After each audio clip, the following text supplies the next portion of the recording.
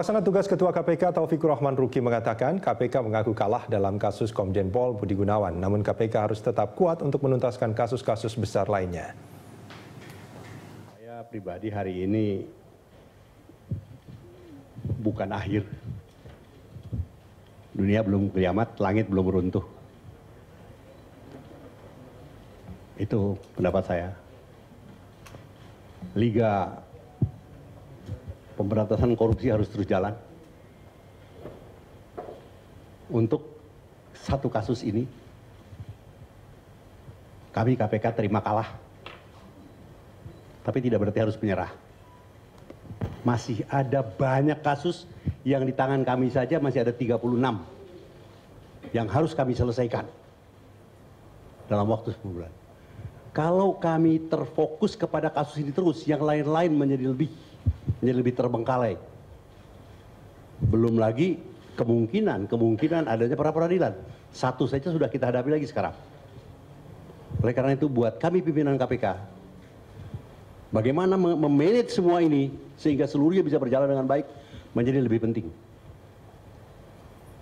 Tentang bagaimana kasus yang satu itu, saya percaya bahwa Jaksa Agung dengan Kapolri tentunya punya tanggung jawab hukum untuk menangani masalah ini dengan baik, dengan proper. Sebab ini bukan penanganan di luar hukum. Karena itu pertemuan kami bertiga itu sifatnya sangat teknis dan sudah sangat hukum. Pihak kami maksudnya. Menhukam, Menko Polkam tidak pernah ikut sama sekali. Baru hari ini beliau memberi kabar bahwa mau berkunjung dengan Menhukam. Welcome, dan kebetulan memang pembicaraan yang begitu intens antara pimpinan KPK, pimpinan Kejaksaan Agung dengan Kapolri mengkerucut sampai memutuskan bahwa hari ini persoalan ini harus kita selesaikan sesuai dengan kesepakatan dan tidak boleh keluar dari jalur hukum. Ya, itu tadi pernyataan dari pelaksana tugas Ketua KPK Taufikur Rahman Ruki. Sementara pelaksana tugas pimpinan KPK lainnya Johan Budi mengatakan KPK sebelumnya telah bersepakat untuk memilih opsi mengajukan PK ke Kejaksaan Agung. Maksud kami ke Mahkamah Agung. Namun saat ini KPK memilih opsi pelimpahan ke Kejaksaan Agung. Memang benar bahwa ada opsi waktu itu yang muncul dua pilihan, kasasi juga PK, tapi juga harus dihormati apa yang sudah diputuskan waktu itu ya. Dan PK saya kira juga belum tentu, karena pendapatnya juga berbeda. Mungkin Prof. Indianto bisa ikut membantu saya, karena beliau kan lebih pakar hukum dibanding saya ya. Yang kedua, KPK juga mengirim surat ke Mahkamah Agung ya, setelah ada putusan pra peradilan itu. Jadi sekali lagi jangan diartikan bahwa KPK menyerah begitu saja ketika putusan pra peradilan diputuskan. Kasasi, kalau saya baca dari statement Humas di PN Selatan itu ditolak.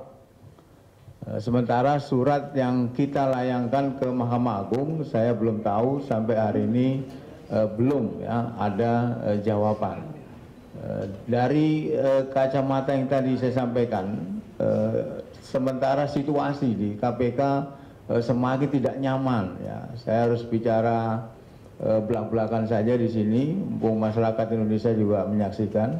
Situasi tidak nyaman itu apa? Adanya panggilan-panggilan ya, yang kemarin teman-teman juga bisa lihat sendiri. Nah, karena itu langkah ini harus cepat diambil ya.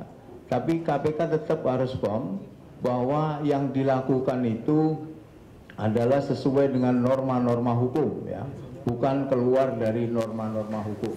Ya, dialog kita lanjutkan kembali masih bersama Ruhut Sitompul dan Bibit Samatrianto. Bang Ruhut, itu kalau kita menyimak pernyataan dari Pak Ruki itu bukan karena alasan dua pimpinan KPK yang sekarang menjadi tersangka loh Bang.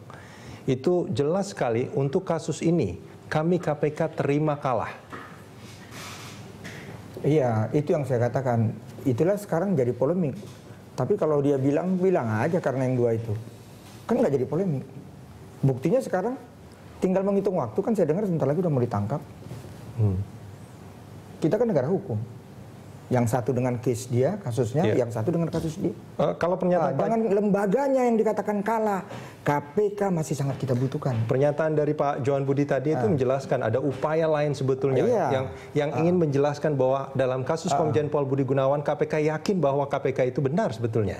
Iya, jadi kan ada dua opsi, tapi saya ingin sampaikan begini. Pertama, kasasinya. Itu bukan ditolak loh, tidak diterima. Artinya apa dasar hukumnya? Begitu juga nanti PK, itu yang aku katakan. Itulah akibatnya mungkin kasih ke mitra lainnya, sesama biskota itu, nggak usah saling mendahului. Itu aja. Pak Bibit, tanggapannya soal ini Pak Bibit.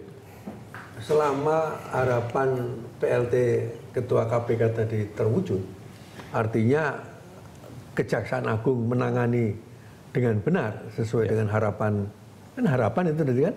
Harapan.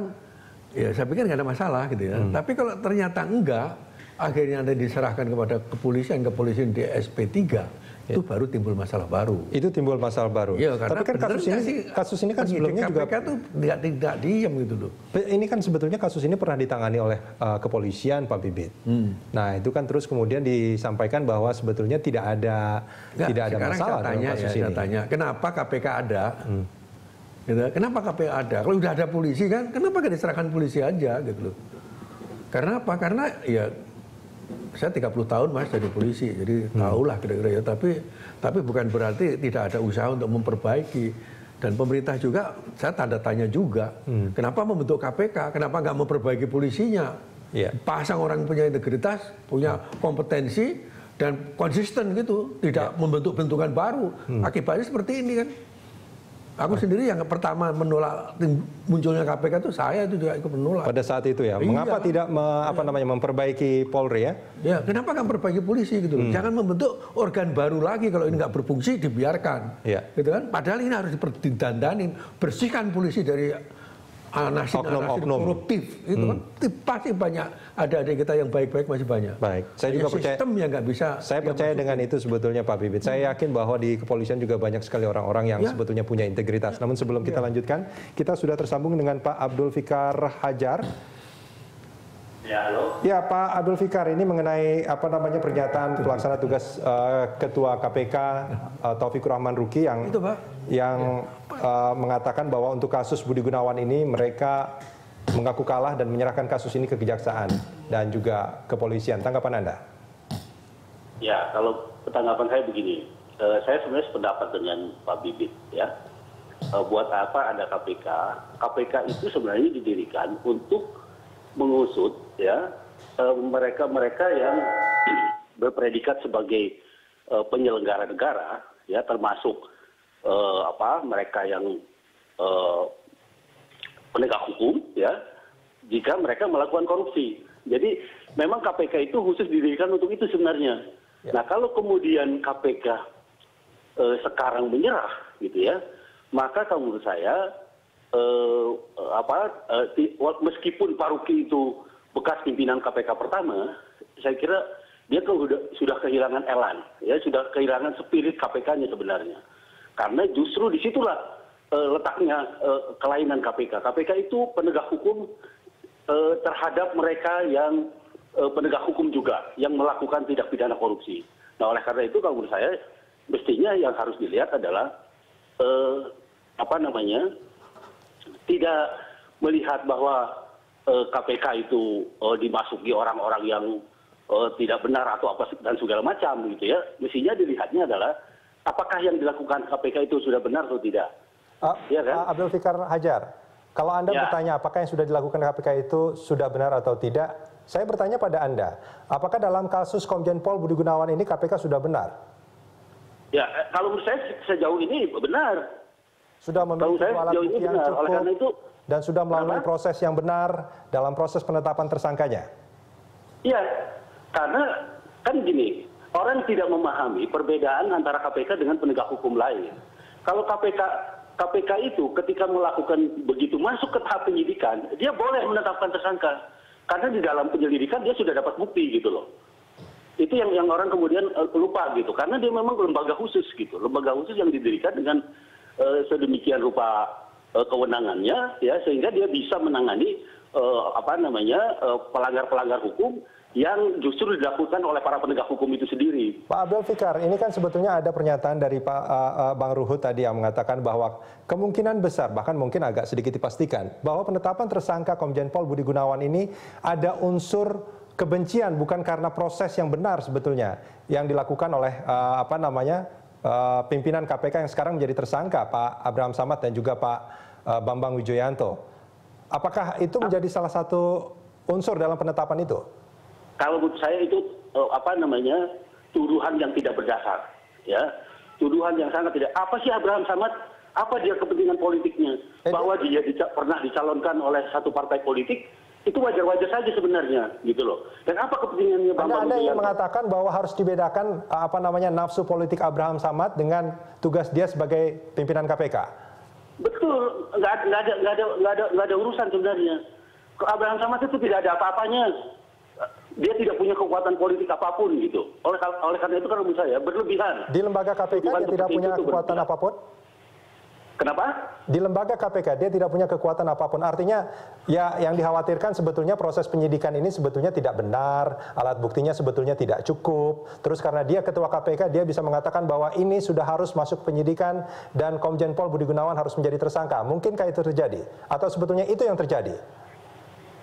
Itu tidak mungkin terjadi. Karena apa? Karena saya mengerti sendiri. Bapak boleh dicek ke Pak Bibit. Sistem di KPK itu sudah kuat. Ya, sistem pengawasan, sistem. Baik. Tidak ada orang yang bisa melawan sistem. Baik, ini pernyataan Pak Abdul Fikar, saya konfirmasi ke Pak Bibit. Apakah sistem itu sudah berjalan dengan baik? Artinya tidak mungkin ada kesempatan bagi Pak, misalkan yang dikhawatirkan sama Bang Ruhut, bahwa Abraham Samad itu bisa mengambil karena kekuasaannya sebagai ketua KPK, dia memerintahkan penyidikan harus menetapkan tersangka segala macam tanpa melalui proses yang betul, tanpa alat bukti yang cukup. Saya punya pengalaman di situ juga ya. Ternyata untuk mengakomodir pendapat 5 orang itu jadi tak mudah. Gitu. Kemudian kalau sudah 2 lawan 3, yang 3 yang menang kan, ya. Kan ikut DPR Pak, voting. Demokrasi kan, ya? Ya, demokrasi gitu kan. Nah, itu sulit, makanya saya berkeinginan KPK itu dipimpin 1 orang aja yang punya integritas yang hebat gitu loh. Ya. Kayak seperti Singapura itu KPK-nya 1 orang Pak, Direktur CPIB, gitu, Corruption Practice Investigation Bureau, walaupun dia hanya penyidikan saja. Kejaksaan tetap dipegang oleh Kejaksaan Agung di situ. Artinya sebetulnya kalau misalkan ada 2 pimpinan KPK yang ingin menetapkan seseorang menjadi tersangka, tapi kalau 3 lainnya mengatakan tidak, itu tidak mungkin. Ya nggak mungkin ya, kita harus kemudian koordinasi lagi, berbicara lagi, ya. Sampai mungkin. Nah, kemudian apa sih kesulitannya di mana? Alat buktinya yang kurang di mana? Yang jelas kita mentersangkakan seseorang itu perbuatannya jelas, ada pelanggaran hukum di situ, kemudian menguntungkan diri sendiri, orang lain atau korporasi, kemudian dia juga memenuhi unsur lah ya, memenuhi unsur yang disangkakan dalam pasal-pasal itu. Ya. Nah, kemudian didukung oleh 2 alat bukti yang cukup. Pernahkah dalam proses penetapan tersangka di zaman Pak Bibit ya, itu unsur-unsurnya belum terpenuhi, bukti-buktinya belum terpenuhi? Pernah, ya. Terus seseorang dijadikan tersangka? Enggak, kita nggak berani menjadikan tersangka. Hanya 1 keterangan pelapor, itu kan 1 alat bukti, keterangan saksi. Kemudian kita harus mencari dukungan alat bukti yang lain. Saya kecewa sampai sekarang, saya ketemu orangnya juga, sering ketemu, tapi saya yakin bahwa dia nerima duit itu, gitu ya. Tapi kita nggak bisa tersangkakan dia, selamatlah dia. Kita nggak berani, lebih baik melepaskan penjahat daripada menghukum orang yang nggak bersalah. Artinya tidak pernah ada penetapan tersangka tanpa unsur yang tidak terpenuhi, tanpa bukti yang cukup. Baik. Betul. Waktu zaman saya, zaman berikutnya aku nggak tahu juga. Kita akan sambungin di segmen berikut nanti.